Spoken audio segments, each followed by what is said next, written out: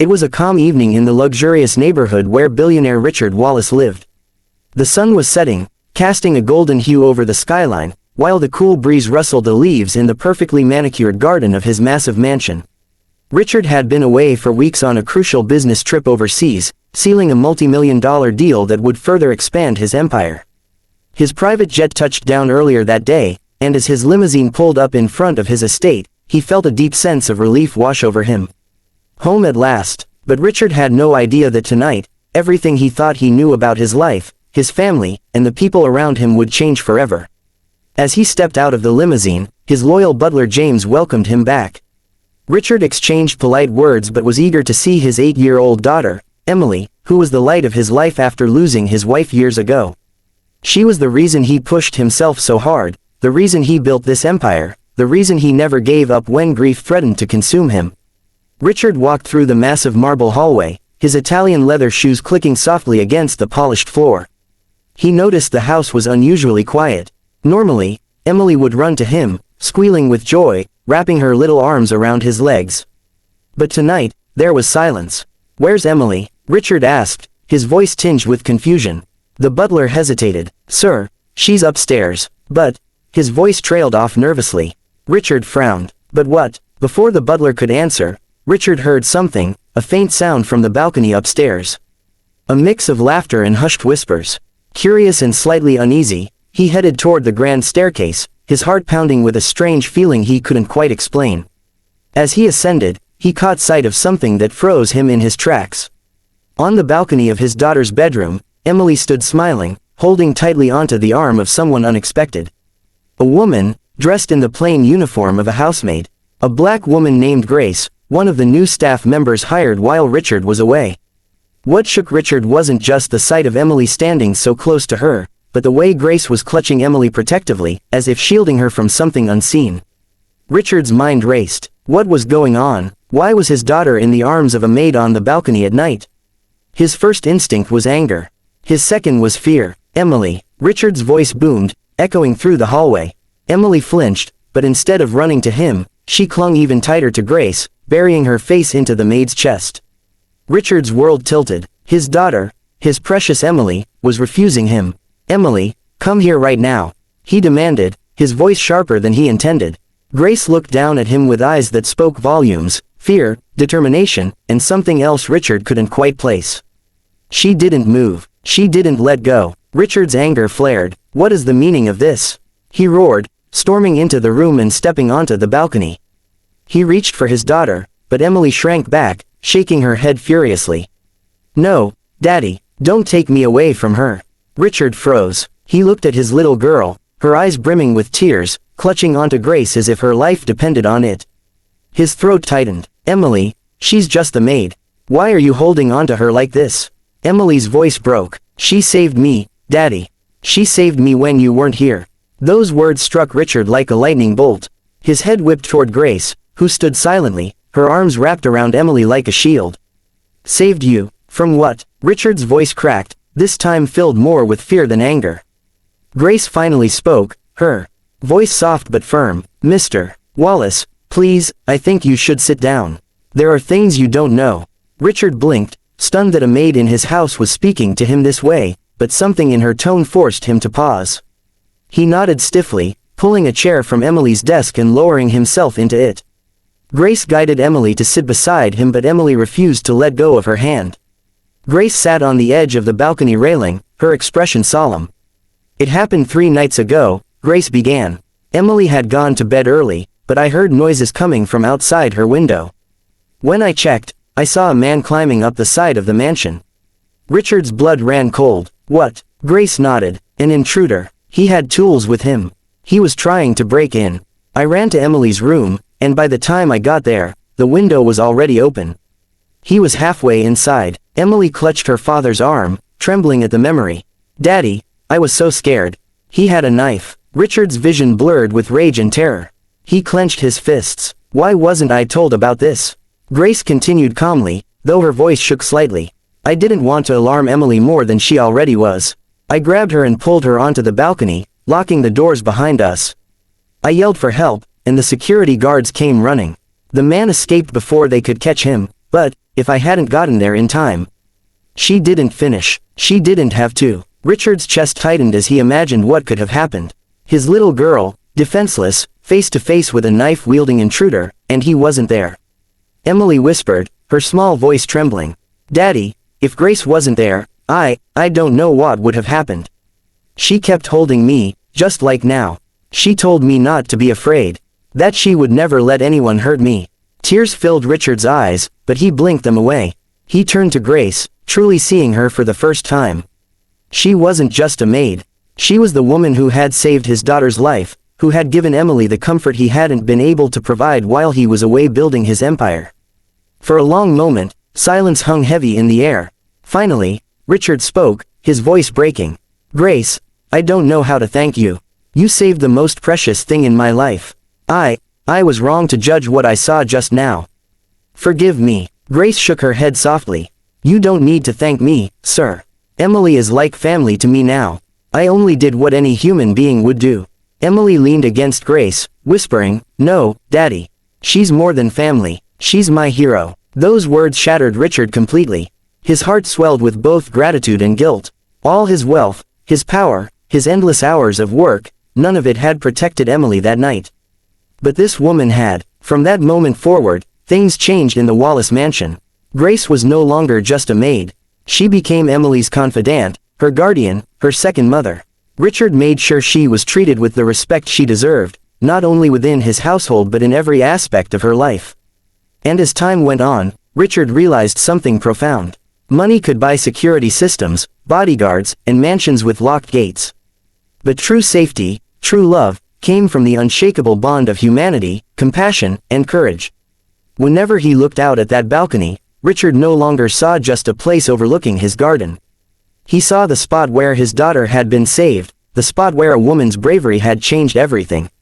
And he knew he would never, ever forget the night he returned home, shocked to see a black maid clutching his daughter on the balcony, only to discover that in her arms, his child had found the purest form of protection and love. Richard Wallace was not just another man. He was one of the richest billionaires in the city, the owner of countless businesses, skyscrapers, and global ventures. To the world, he was a symbol of success. To himself, he was just a man who had been broken by the early loss of his wife and kept going only for the sake of his little girl, Emily.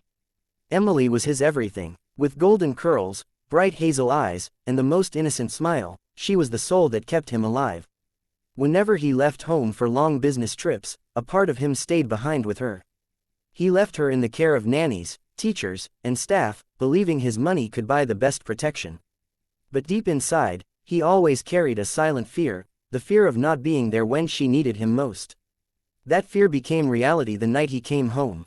When he had first seen Grace, the maid, clutching Emily on the balcony, his world had spun in confusion. But as Grace told the story of the intruder, as Emily whispered how Grace had saved her, Richard realized that money had failed him. For all his billions, it wasn't a bodyguard, a security camera, or a steel gate that had saved Emily. It was a maid, a woman he barely knew, someone invisible in the grand scheme of his wealth. Richard could not shake the image from his mind. Grace, holding Emily tightly, whispering words of comfort, shielding her small body against her chest as if she were her own daughter. That night, after tucking Emily into bed, Richard walked alone through the silent halls of his mansion. Every step echoed with guilt. He had been chasing contracts and profit while his daughter had been staring into the face of danger. He had left her vulnerable, and if not for Grace, he didn't even want to finish that thought. He poured himself a glass of whiskey and sat in his study, staring at the flickering fireplace. His mind kept replaying Emily's voice, "She saved me, Daddy. She's my hero." The words tore into him. His little girl didn't call him her hero. She called Grace her hero. For the first time in years, Richard felt small. The next morning, Richard asked to speak with Grace privately. She entered his study quietly, her uniform neat but modest, her hands folded nervously in front of her. She was not used to being summoned directly by the master of the house. "Sit down, Grace," Richard said softly. She hesitated. "Sir, please, sit." She obeyed. Richard studied her face carefully. She was perhaps in her late 30s, her dark skin glowing in the morning light, her eyes carrying both strength and weariness. He realized then that he had never really looked at her before. She had been hired by his head of staff, another name on a long list of employees. Yet here she was, the reason his daughter was alive. Grace, Richard began, I owe you more than I can ever repay. But I need to know, why did you do it? Why risk yourself for Emily? Grace looked startled by the question. She lowered her eyes for a moment, then met his gaze with quiet conviction. Because, sir, I know what it feels like to be a child without someone to protect you. I know the terror of lying awake at night, praying someone would come and keep the monsters away. I couldn't let Emily feel that way. Not if I could help it. Her words carried a weight Richard hadn't expected. He leaned forward. What do you mean? What happened to you? Grace took a deep breath. She had never spoken of her past in this house. She was just a maid here, invisible to the rich. But something in Richard's eyes told her she could finally share the truth. I grew up in the south side of the city, she said slowly. My mother worked 3 jobs. My father wasn't around. Our neighborhood was dangerous. Break-ins, gangs, violence, it was normal. One night, when I was about Emily's age, a man broke into our apartment. My mother fought him off, but not before he hurt her. I remember hiding in the corner, shaking, wishing someone would come to save us. That memory has never left me. So when I saw that man climbing into Emily's window, I knew what I had to do. I wasn't going to let her go through what I did. Not while I had breath in my body. Her voice trembled as she finished. Richard was silent, his throat tightening. He saw in her not just a maid, but a survivor. Someone who had lived through nightmares yet carried the strength to protect his child. I misjudged you, Richard whispered. I saw you as just staff. But you're more, much more. Grace shook her head. I'm not asking for recognition, sir. I only ask that Emily feels safe. That's all. But Richard couldn't let it end there. In the days that followed, Emily's bond with Grace only grew deeper. She refused to sleep without Grace nearby. She wanted Grace to read her bedtime stories, to braid her hair, to sit beside her at breakfast. To Emily, Grace wasn't just a maid, she was family. Richard watched this with mixed emotions. On one hand, he was grateful beyond words. On the other, he felt the sting of his own failures as a father. His daughter should have clung to him like that. But he had been absent, too focused on his empire. One evening, Richard sat with Emily in her room. Sweetheart, he said gently, you know I'll always protect you, right? Emily smiled faintly. I know, Daddy, but you weren't here when the bad man came. Those words cut him deeper than any knife. Emily continued, her small hand clutching his. Grace was here. She hugged me tight and told me not to be scared. I felt safe with her. Like Mommy was there again. Tears filled Richard's eyes. He hugged his daughter tightly, silently thanking Grace in his heart. But Richard's gratitude wasn't enough. He wanted to do more. He wanted to know who that intruder was, why he came, and whether Emily was still in danger. He hired private investigators to dig into the incident. Weeks passed, and finally, the truth surfaced. The intruder wasn't just a random thief. He had once worked in one of Richard's companies and had been fired for stealing. He blamed Richard for ruining his life, and his break-in wasn't about money, it was revenge. When Richard learned this, fury boiled inside him. His success had created enemies, and now those enemies had nearly destroyed what mattered most, his daughter. But at the same time, a sobering realization struck him. If Grace hadn't been there that night, his billions wouldn't have saved Emily. She would have been lost forever. That night, Richard gathered all the staff in the grand hall. Everyone whispered nervously, unsure why they had been summoned. Grace stood quietly in the back, avoiding attention. Richard stepped forward, his voice echoing through the hall. All of you know what happened weeks ago. An intruder broke into this house. My daughter was in danger. And if not for one person here, she wouldn't be alive today. The room fell silent. All eyes turned to Grace. Richard continued, his voice firm. Grace is no longer just a maid in this house. She is the woman who saved my daughter's life. From this day forward, she is family. Gasps rippled through the crowd. Grace's eyes widened in shock. She tried to protest, but Richard raised a hand. No, Grace, you deserve this. You gave me back my daughter. You gave her safety when I couldn't. There is no title, no salary, no reward in this world that can measure what you've done. But at the very least, you will never again be treated as less than what you are, a hero. Tears streamed down Grace's cheeks. Emily ran into her arms, hugging her tightly. See, Daddy, I told you she's my hero. The staff applauded. Some wiped their eyes. Grace stood there, holding Emily, overwhelmed but grateful. For the first time in her life, she felt truly seen. From then on, everything changed. Grace no longer wore a maid's uniform. She had her own quarters in the mansion, not a small staff room. She was given freedom, respect, and above all, love. She and Emily became inseparable, and Richard began spending more time at home, learning from Grace what it meant to truly be present for his daughter.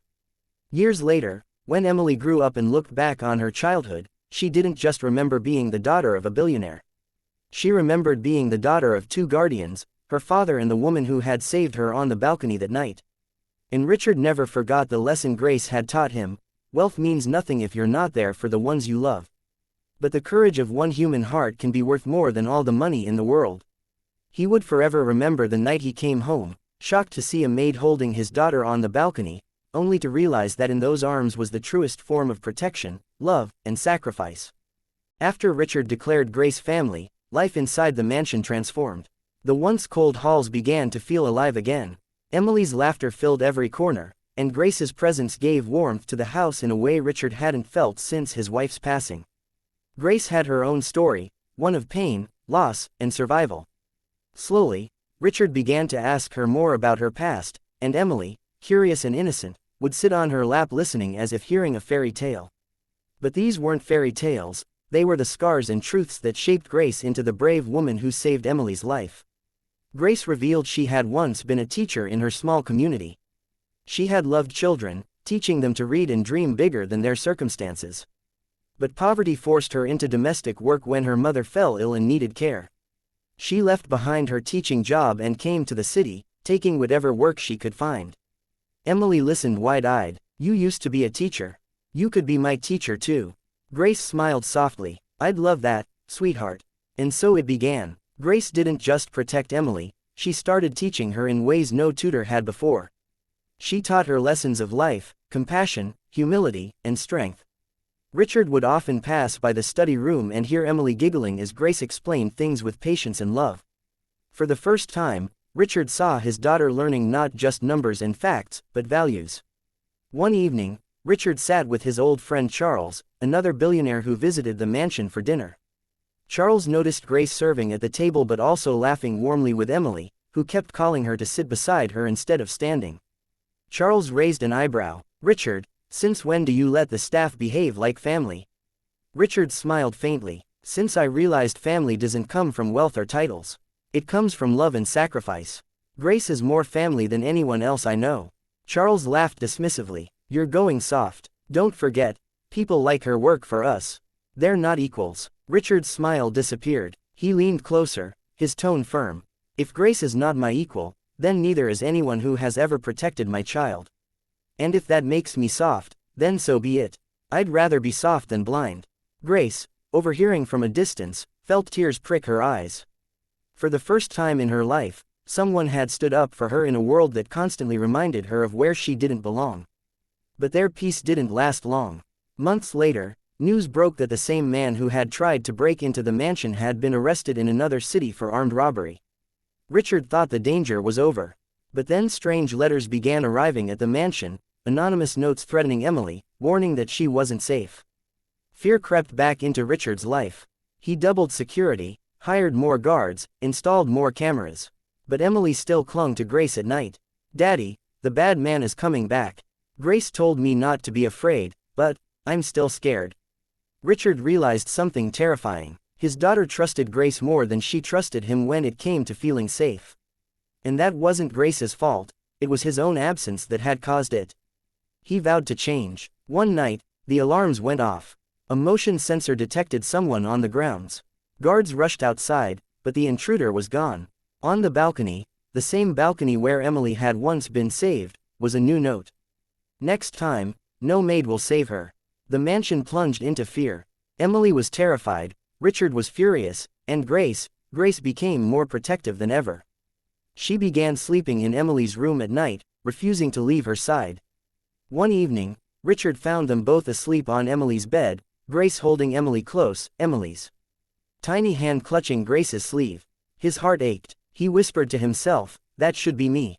But I don't deserve it, not yet." The next morning, Richard told Grace, "I want you and Emily to take a trip with me. Somewhere safe. We'll leave the city until this is resolved." Grace hesitated. "Sir, running won't end it. Emily needs to see you fight for her, not flee." Her words pierced him. She was right. For years he had fought for contracts, deals, and wealth, but now it was time to fight for his daughter's sense of safety. Richard called in the best investigators, not just to find the intruder, but to uncover who was behind the threats. Weeks later, they discovered something shocking: the intruder hadn't acted alone. He had connections, bitter former employees who blamed Richard for their misfortunes. They had targeted him through Emily. Richard confronted them in court, using all his resources to ensure they were brought to justice. But it wasn't the courtroom victory that changed Emily's world. It was seeing her father stand tall beside her, holding her hand, no longer leaving everything to Grace. That night, Emily whispered to her father, "Daddy, you're my hero too." Richard's eyes filled with tears. He hugged her tight, glancing at Grace, who smiled softly from the doorway. Over the years, Grace became a permanent part of their family. She no longer wore a uniform, no longer lived as staff. She was Aunt Grace to Emily, and a sister-like figure to Richard. And though Richard could never replace the mother Emily had lost, Grace filled a void no one else could. Emily grew up with two guiding lights: her father's strength and Grace's compassion. She became a young woman of grace herself, carrying the lessons of courage and love wherever she went. At Emily's graduation years later, Richard stood in the crowd, clapping with pride. But when Emily gave her speech, she looked out at the audience and said, "Today, I thank not only my father for giving me everything money can buy, but also Grace, for giving me everything money cannot." The hall erupted in applause, tears streaming down Richard's face as he realized his daughter's words were the purest truth. For in the end, the mansion, the wealth, the power, all of it was meaningless compared to the love of one woman who once stood on a balcony, clutching a terrified little girl, and refused to let go. And that night, so many years ago, when Richard had come home shocked and furious, he had never imagined that moment would become the foundation of everything he now held dear. He would always remember the sight that changed his life forever: a maid holding his daughter on the balcony, and the realization that in her arms, his family had been reborn. Years passed since the night Grace had saved Emily's life. The Wallace mansion was no longer just a place of marble walls and chandeliers; it had become a home, alive with warmth, laughter, and a bond no money could ever buy. Emily was now 15, a bright young teenager, filled with ambition, curiosity, and the same compassion Grace had instilled in her from childhood. Richard, though still a billionaire running his empire, had changed. He no longer drowned himself entirely in work. He was present, attending Emily's school plays, cheering at her soccer matches, even cooking breakfast with her on lazy Sundays. But deep in his heart, he knew it was Grace who had taught him how to be present. Grace herself had blossomed in this new role. No longer wearing uniforms, she walked with dignity, her head high, respected by everyone in the mansion. To Emily, she was not just a guardian but a second mother. To Richard, she was a friend, a sister, and sometimes, his conscience. But not everyone saw it that way. As Emily grew older, she began attending elite schools, surrounded by the children of the rich and powerful. Whispers followed her, students asking why she was always so close to the maid. Parents raised eyebrows when Grace attended school events, sitting beside Richard as family. Some even whispered cruel remarks about Emily being raised by help. Emily came home one evening in tears. She slammed her backpack on the floor and ran to her room. Richard, alarmed, followed her, but Grace was already there, holding Emily as she sobbed into her chest. "What happened, sweetheart?" Grace asked gently. Emily's voice cracked. "They said you don't belong with us. They said I'm embarrassed because my best friend is a maid. But they don't understand, you're my family." Grace stroked her hair, whispering, "Let them say what they want. We know the truth. Family isn't about blood or money. It's about love and loyalty."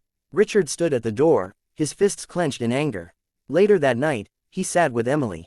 "Don't ever be ashamed of Grace," he told her firmly. "Without her, I wouldn't have you today. She's the reason we're still a family. Anyone who doesn't understand that isn't worth your tears." But the world's prejudice didn't stop there. One morning, headlines exploded across newspapers and online blogs. A tabloid had run a story: Billionaire Wallace's daughter raised by Maid, shocking truth inside the mansion. Photos of Grace holding Emily at school events and around the city were splashed across the pages, twisting the narrative to make Richard look like a neglectful father. The media storm was brutal. Reporters camped outside the gates. Business rivals whispered that Richard had lost his sense of judgment. At a board meeting, one shareholder even dared to say, "Richard, your personal life is affecting the company's image. Why parade a servant as family?" Richard slammed his hand on the table. "She's not a servant. She saved my daughter's life. She's family, and if any of you can't respect that, you're free to walk away from my company." His voice was like thunder. No one dared challenge him again. But Emily felt the sting of the world's judgment. She withdrew, refusing to go to school for days. Grace stayed by her side, reminding her that true strength wasn't about pleasing the world, but standing tall in spite of it. One night, as Emily lay awake, she asked Grace softly, "Why do people hate what they don't understand?" Grace kissed her forehead, "Because it's easier to hate than to open your heart. But remember, Emily, you must never let their hatred change your love." Those words stuck with Emily. Months later, Emily faced another test. At a school debate, she stood before hundreds of students and parents. Her topic was, "What defines family?" Everyone expected her to give a polished, elite speech. But Emily looked out into the audience, saw her father and Grace watching, and spoke from her heart. Family is not about money. It's not about bloodlines or the size of your house. Family is about the people who hold you when you're scared, who fight for you when the world turns against you, who never let go when you're about to fall. I stand here today because of two people, my father and Grace. She may not share my last name or my blood, but she is my family, and I am proud of it.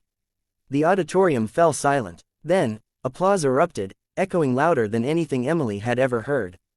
Grace wiped tears from her eyes, Richard stood tall with pride, and for the first time, Emily realized she had turned her pain into power.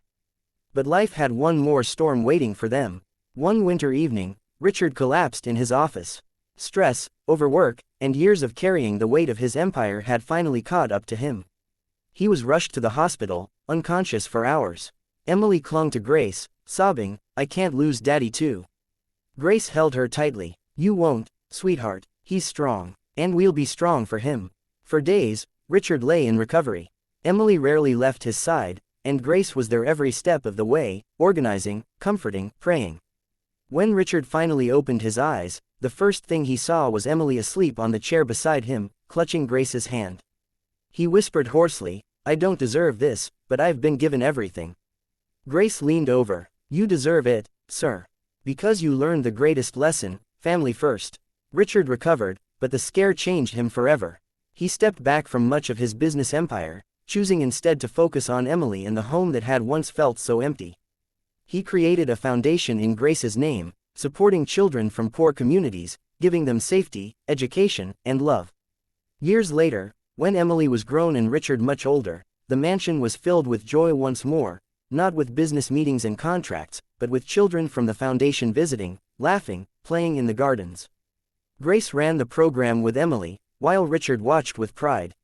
One evening, as the sun set over the balcony, the same balcony where everything had begun, Richard stood with Grace and Emily, now young adults carrying forward his legacy of kindness.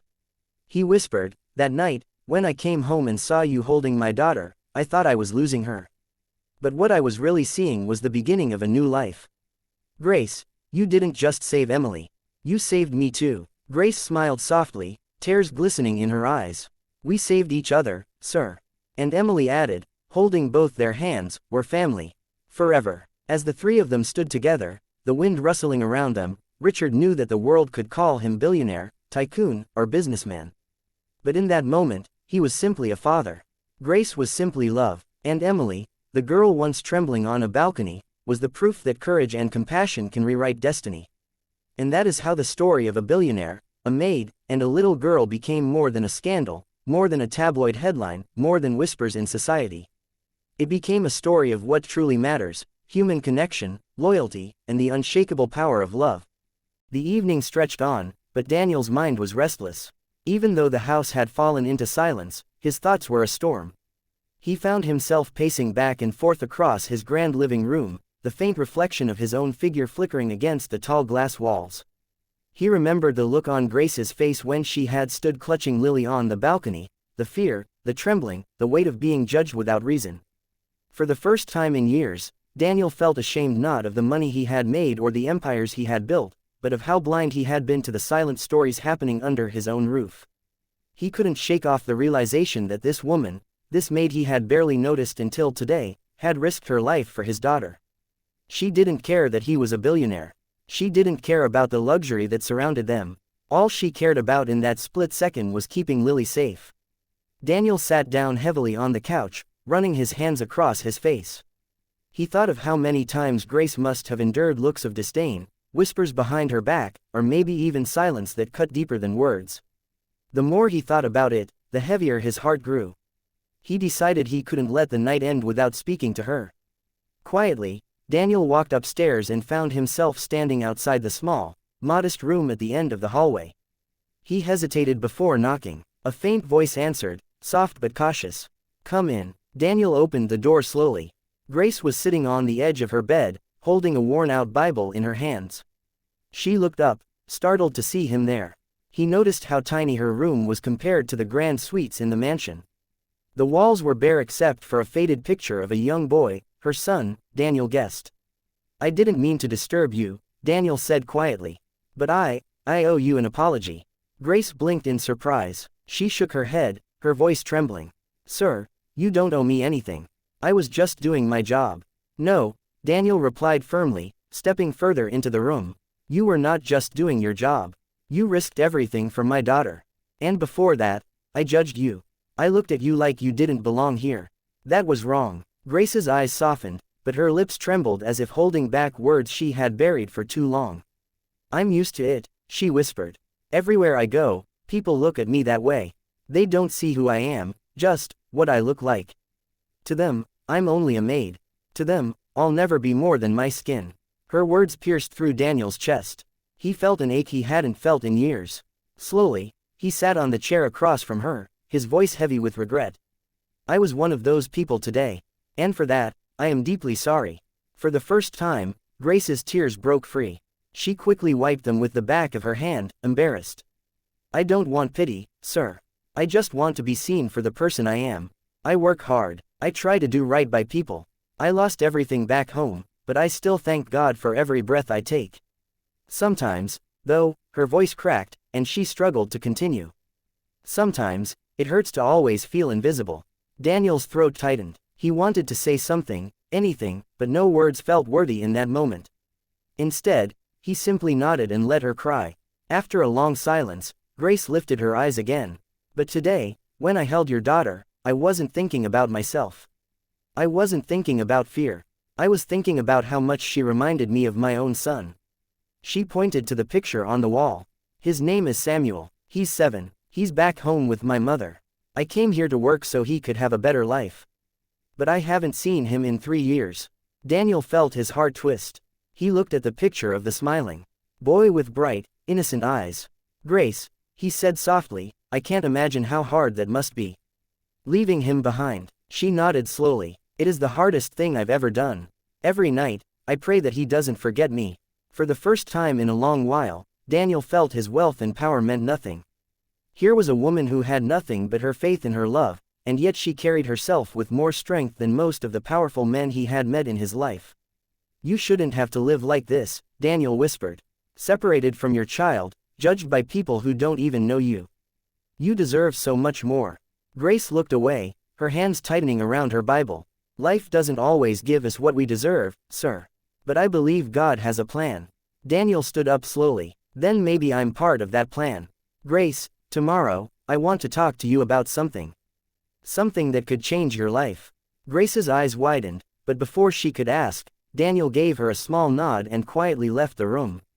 That night, Daniel barely slept. He lay awake thinking not only about Grace but about himself. How much had he missed in life because he had been blinded by pride, money, and appearances? How many good people had slipped through his fingers because he never bothered to look deeper? By morning, his mind was made up. He called a meeting with his staff, something he hadn't done in years. Everyone gathered in the grand dining hall, their faces tense and curious. Grace stood quietly in the back, her hands folded in front of her. Daniel looked around the room, his eyes sharper than usual. "I want to say something," he began. Yesterday, I almost lost my daughter. And the person who saved her was not a security guard.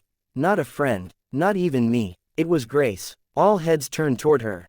Grace looked down, uncomfortable under the sudden spotlight. Daniel continued, his voice strong. I judged her without reason. I doubted her, simply because of the color of her skin. I was wrong, and I will never make that mistake again. From today forward, things are going to change in this house. Grace will no longer be treated as just a maid. She will be treated with the respect she deserves. And more than that, she is going to be a part of this family. Gasps filled the room, whispers broke out, but Daniel raised his hand to silence them. If anyone has a problem with that, then you have a problem with me. Grace's eyes widened, tears welling up again. She opened her mouth to speak, but words failed her. Lily, who had been listening from the side, suddenly ran forward and hugged Grace tightly. I love you, Grace, she said innocently. At that moment, the room grew silent. Everyone could see the truth in Lily's embrace. Children didn't lie. They didn't see color. They only saw love. Grace bent down, hugging Lily back as tears streamed down her cheeks. Daniel stood there, watching with a heart so full he thought it might burst. For the first time in years, he felt like a real father. For the first time, he felt like a real man. But deep inside, he knew this was just the beginning. He had promised Grace that her life would change. And Daniel Weston was not a man who broke promises. The following days were unlike anything the household had ever seen. Daniel made arrangements to connect Grace with her son. He called in favors, used his influence, and within weeks, little Samuel arrived at the Weston mansion. The reunion between mother and son was nothing short of miraculous. Samuel clung to Grace's neck, sobbing into her shoulder, while she whispered prayers of gratitude through her tears. Daniel watched quietly from a distance, his own eyes misty. He knew in that moment that money wasn't meant to build walls of pride. It was meant to build bridges of hope. And as Grace stood in the sunlight with her son and Lily holding each of her hands, Daniel realized something profound. Sometimes, the richest people in the world are not the ones with billions in their bank accounts. Sometimes, they are the ones who carry love in their hearts, faith in their souls, and kindness in their actions. Daniel Weston, the billionaire who once saw the world through tinted glasses of pride, now saw it with clarity. And it was all because of one woman, one moment, and one truth he would never forget. The mansion that once echoed only with silence and the cold footsteps of servants now carried a new kind of sound, laughter. Samuel's giggles mixed with Lily's playful shrieks as the two children chased each other across the massive garden. Grace stood by the balcony, her heart swelling with joy every time her son's little feet touched the grass. She hadn't seen him run in years, and now, here he was, free, happy, and safe. Daniel watched from the other side of the balcony. For years, he had lived in this same house, surrounded by beauty and wealth, yet it had never felt alive. And now, just the presence of a woman and her child had turned everything into a home. But along with joy, he knew challenges were coming. Because news had already spread. Within days, rumors began circling among Daniel's elite friends. They whispered in golf clubs, over expensive dinners, and in boardrooms. Did you hear? Daniel Weston has let his maid live like family in his mansion. He brought her son over too. Imagine that, a billionaire letting a maid's child play with his daughter. Some laughed, some sneered, some shook their heads in disbelief. To them, it was scandalous, unacceptable. One evening, Daniel received an invitation to a gala hosted by one of his longtime business associates, Richard Cole. Normally, Daniel would attend such events without a second thought. But this time, he hesitated. He knew what awaited him: mockery, judgment, perhaps even betrayal. Yet, a voice inside him said he couldn't hide. Not anymore. Before leaving, he walked into Grace's room. She was helping Samuel with his homework. She looked up when Daniel entered. "You're going out?" she asked softly. Daniel nodded. "Yes. But Grace, I need to ask you something. People will talk. They already are. And tonight, they'll say it to my face. Are you ready for that?" Grace paused, then gave a small, steady smile. "Sir, I've lived my whole life with people talking about me. If your world is only starting to whisper, then that's nothing new to me." Her words gave Daniel strength. He straightened his shoulders and left for the gala. As expected, the moment he entered, eyes turned. Whispers began, and Richard himself approached with a fake smile. "Daniel, good to see you. Though, I must admit, the papers have been interesting lately." Is it true what they say? You've turned your maid into part of the family. Daniel looked Richard straight in the eye. It's not gossip, it's the truth. Richard chuckled, shaking his head. Come on, Daniel, don't ruin your reputation over some charity case. People like her, they belong in service, not in society. The words struck a nerve. Daniel's jaw tightened, but instead of anger, his voice carried calm authority. No, Richard, people like her belong exactly where they choose to be. Grace is not just a maid. She's a mother, a woman of faith, and the one who saved my daughter's life when I couldn't. If you can't see that, then maybe the problem isn't her. Maybe the problem is you. The room went silent. Every eye was on them. Some looked shocked, some impressed, some embarrassed. Richard tried to laugh it off, but the unease was clear on his face. That night, Daniel walked out of the gala with his head high. For the first time, he didn't care what society thought. He only cared about the truth. Meanwhile, back at the mansion, Grace sat by the window, praying silently. She wasn't praying for herself. She was praying for Daniel, that his courage would hold, that his heart would not falter under the weight of ridicule. The days turned into weeks, and slowly, things began to change. Daniel didn't just defend Grace in public, he started to change the way his businesses operated too. He launched programs for single mothers, provided scholarships for underprivileged children, and created housing opportunities for workers who were usually invisible to society. His board of directors protested at first, but Daniel was unshaken. We are not just building empires, he told them. We are building futures. If that costs me money, so be it. Grace watched all this with silent awe. She had never asked for any of it. She had never demanded respect, never demanded change. And yet, because of her simple act of saving a child, the ripple had spread far beyond anything she imagined. But life wasn't without trials. One afternoon, while Grace and her son were in town, a group of women approached her outside a store. They were dressed in expensive clothes, their eyes sharp with disdain. So you're the maid who thinks she's a queen now, one sneered. Living in a billionaire's mansion, letting your child play with his daughter. Do you really think you belong there? Grace's hands tightened around Samuel's shoulders. For a moment, old pain returned, but she forced herself to breathe. With calm dignity, she replied, I don't need to belong in your world. I only need to belong where God places me. And right now, He has placed me with a family that sees me as more than my skin or my job. The women scoffed, but Samuel's little voice suddenly broke the tension. My mommy is a hero. She saved my best friend Lily. That makes her better than all of you.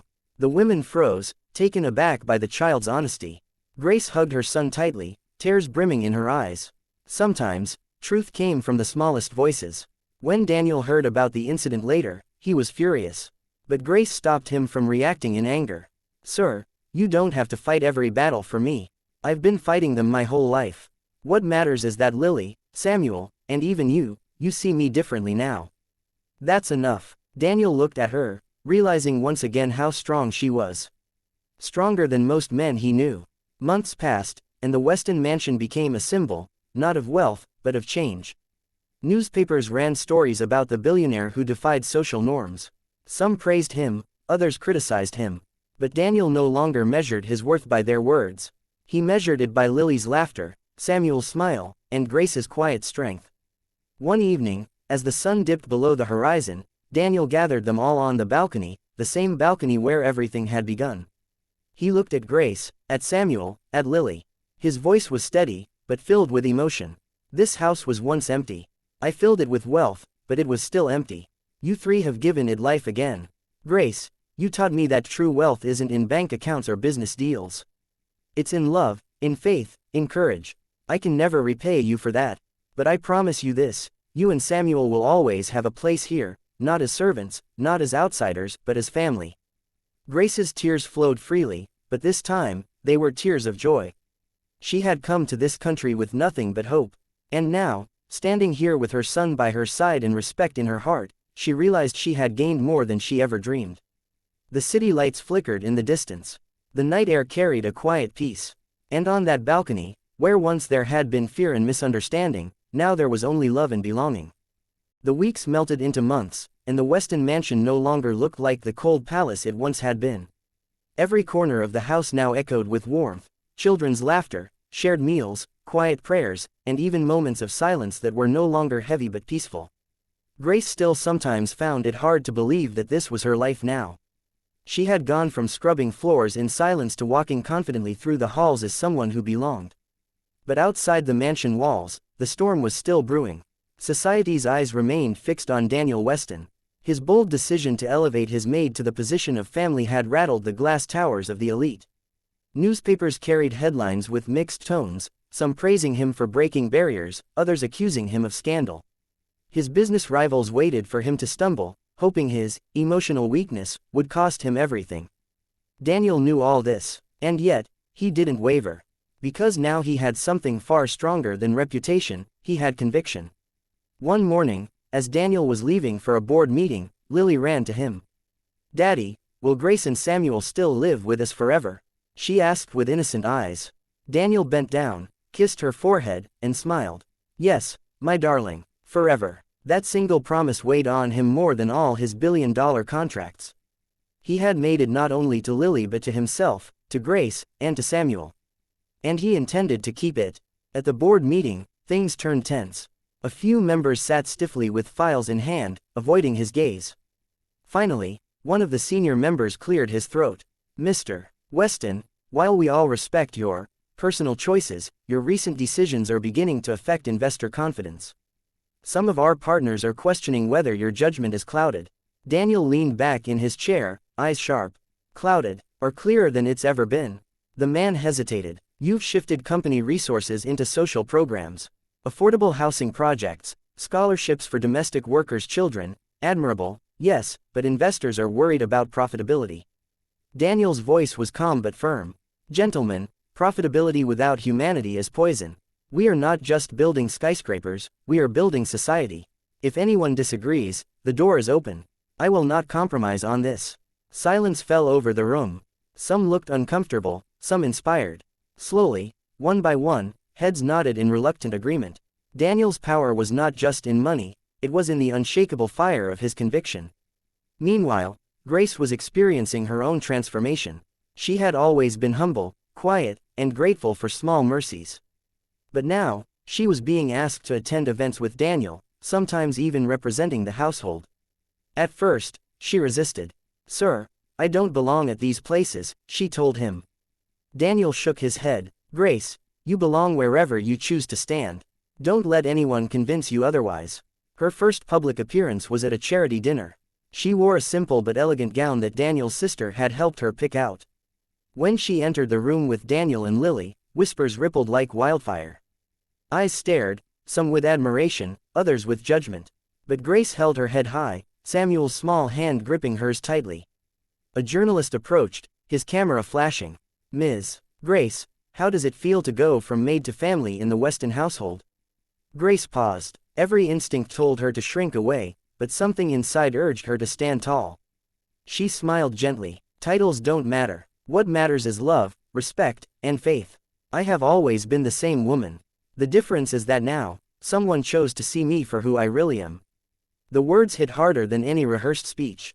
The room went silent for a moment, then erupted into applause. Not everyone clapped, but enough did to mark the beginning of change. Over time, Samuel and Lily's friendship grew into something beautiful. They were inseparable, painting, reading, climbing trees in the garden. Samuel had once been shy, unsure in this new world, but Lily's boundless acceptance healed him. One evening, Grace overheard Samuel whisper to Lily, "Do you think I'll always be allowed to stay here?" Lily hugged him fiercely. "Of course, you're my brother now." Grace turned away, tears slipping down her cheeks. Children spoke the purest truths, free of society's chains. But not everyone accepted this new family. One afternoon, Daniel received a call from an old rival, Charles Hinton, who sneered over the phone. "Weston, you've lost your edge. Playing father to a maid's son, parading her around like some charity project, it's pathetic. Soon enough, you'll see the cost of your foolishness." Daniel didn't reply with anger. He simply said, "The only cost would be losing my humanity. And that, Charles, is a price I will never pay." Then he hung up. But Charles was not one to let things go. He spread rumors in business circles, tried to sabotage deals, and even hinted at scandalous stories to the media. For a while, pressure mounted on Daniel. Stocks dipped slightly, partnerships grew hesitant. Grace saw the strain on Daniel's face one night as he sat alone in his study. She walked in quietly, carrying tea. "Sir, maybe I should leave," she whispered. "I don't want to be the reason you lose everything you've built." Daniel looked up sharply. "Grace, listen to me. You are not the reason I'm losing anything. You are the reason I've gained everything. Don't ever think of leaving. Without you, this house is just walls. With you, it's a home." Grace's eyes filled with tears, but this time, they were tears of belonging. The final turning point came months later at an international conference where Daniel was invited to speak. Business leaders from around the world attended, and the spotlight was unforgiving. Everyone wondered if Daniel would address the controversy. He walked onto the stage, paused for a moment, and then spoke. "I was once blind. I thought wealth made me powerful. But wealth without kindness is emptiness. One day, I came home to find a woman clutching my daughter on a balcony. I misjudged her, just as society often misjudges people like her. But that woman, Grace, saved my daughter's life. And in doing so, she saved mine. She reminded me that true wealth is not in numbers but in love, in faith, and in courage." The hall was silent. Then, applause began, slow at first, then thunderous. Some rose to their feet, others clapped reluctantly, but the message was undeniable. Grace, watching from the audience with Samuel and Lily, felt her heart swell. She never wanted fame, never wanted attention. All she wanted was to be seen as human. And now, she was. When they returned home that evening, Daniel called everyone to the balcony once again, the very place where it had all begun. The sunset painted the sky in hues of gold and crimson. He looked at Grace, Samuel, and Lily. From this day forward, Daniel declared softly, "We are not divided by blood, race, or class. We are bound by love. We are family." Grace's hands trembled as she reached for Samuel and Lily. For the first time in years, her soul felt whole. The balcony, once a place of fear and misjudgment, had now become a place of unity and hope. And as the city lights flickered in the distance, the Weston family stood together, stronger than ever, proving to the world that love is the greatest wealth of all. Years slipped by quietly, like pages turning in a book whose story had been written not in ink but in sacrifice, courage, and love. The Weston mansion had long ceased to be just a fortress of wealth, it had become a sanctuary of humanity. Grace had grown into a symbol far greater than she ever imagined. She never sought the spotlight, yet it always seemed to find her. Her humility, her strength, and her unwavering faith were stories whispered in newspapers, spoken of in schools, and even celebrated in churches. To many, she was the maid who became a mother to a billionaire's house. But to those who truly knew her, she was simply Grace, kind, selfless, and unbreakable. Samuel blossomed in this new world. Once the shy boy who clung to his mother's skirts, he had transformed into a confident young man, full of curiosity and compassion. Lily remained his anchor, his sister, his confidant, his playmate. They grew together as though destiny had braided their souls from the beginning. Daniel watched it all with quiet pride. His once restless, cold nights were now replaced with evenings of storytelling by the fire, of helping Samuel with homework, of listening to Lily's endless dreams about becoming an artist. He was no longer just a billionaire, he was a father, a protector, a man reborn. But the outside world had not forgotten. Though Daniel had won many battles against judgment and doubt, society's prejudices did not vanish overnight. There were still whispers, still mocking headlines, still rivals trying to twist his story into scandal. Yet, something had shifted. His steadfastness had inspired others. Families who once ignored their domestic workers now began offering them dignity. Schools opened scholarships for children like Samuel. Small changes rippled outward, and slowly, the world bent towards compassion. One evening, years later, Daniel hosted a gathering at his home. Not a gala for the elite, but a dinner for his employees, drivers, cooks, cleaners, gardeners. The very people who had always stood in the background, invisible to the world. He raised a toast that night. "When I was younger, I thought my greatest wealth was my empire. But now I know, my wealth is you. Every single one of you. Without your dedication, your sacrifices, your unseen labor, none of this would exist. From today, you are not just workers. You are partners in this journey." The room erupted with applause, tears shining in tired eyes that had never before been seen, truly seen. Grace looked at Daniel with quiet admiration, knowing that his transformation was complete. But life, in its endless wisdom, tests even the strongest. Years later, Daniel fell gravely ill. The man who once commanded boardrooms with unshakable authority now lay weakened in his bed. The news spread quickly, and while the business world buzzed with speculation, inside the mansion, silence reigned. Grace sat by his bedside, her hand wrapped around his. Samuel and Lily, now grown, stood near, their faces etched with fear. Daniel's voice was faint but steady. "Grace, do you remember the balcony?" he whispered, her eyes filled with tears. "Yes, how could I ever forget?" He smiled weakly. "That day, I thought I saw a maid holding my daughter. But now I know, I saw an angel holding my life together. Grace, you saved me more than once. And Samuel, Lily, you are my greatest treasures. Promise me, when I'm gone, you'll carry forward what we built. Promise me you'll live not for wealth, but for love." They promised, their voices breaking but resolute. Daniel closed his eyes, not in defeat but in peace. The man who had once been a prisoner of his own arrogance now rested as a free soul. His funeral was unlike any the city had seen. Not just billionaires and politicians attended, but maids, drivers, vendors, children, people from every corner of society. They gathered not to honor his wealth, but his heart. Grace stood quietly, Samuel and Lily beside her, as speaker after speaker told stories of kindness Daniel had done in silence, paying for surgeries, funding schools, rescuing families from debt. But the most powerful moment came when Grace spoke. Her voice trembled, but her words soared. Daniel Weston was not a perfect man. He was proud, he was stubborn, he was flawed. But he was also brave enough to change. He saw people not for what they did, but for who they were. That is his legacy. That is what we must carry forward. The crowd erupted, not in applause but in tears. Because everyone knew her words were true. Years passed. Grace, though older, remained a pillar of strength. Samuel and Lily grew into remarkable adults. Samuel became a lawyer, dedicating his life to defending the poor and voiceless. Lily became an artist, painting scenes of everyday kindness that touched hearts across the world. Together, they carried Daniel's vision far beyond what he had ever imagined. And Grace, she remained their anchor. She never sought titles, never desired recognition. She was content knowing she had fulfilled her purpose, to protect, to love, to guide. One summer evening, long after Daniel's passing, the family gathered on the same balcony where everything had begun. The city stretched out before them, glowing in the twilight. Samuel held a glass of water, raising it gently.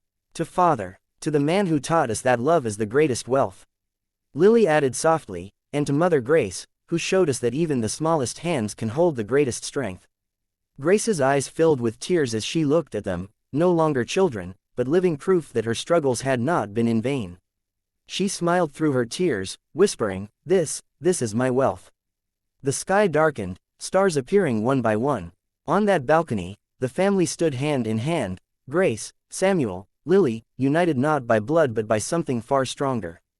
And as the night wrapped around them, the city below continued its restless hum, unaware that on a single balcony stood the living embodiment of hope, proof that love could shatter barriers of race, class, and pride. The story that had begun with shock and suspicion ended with unity and legacy. A billionaire's mansion had become a home. A maid had become a mother. A boy had become a son. And together, they had written a story not of wealth, but of the priceless richness of love. Because in the end, when the last breath fades and the last light dies, it is not gold or power that remains. It is the lives we touched, the hearts we healed, and the love we leave behind. And that is the greatest inheritance of all.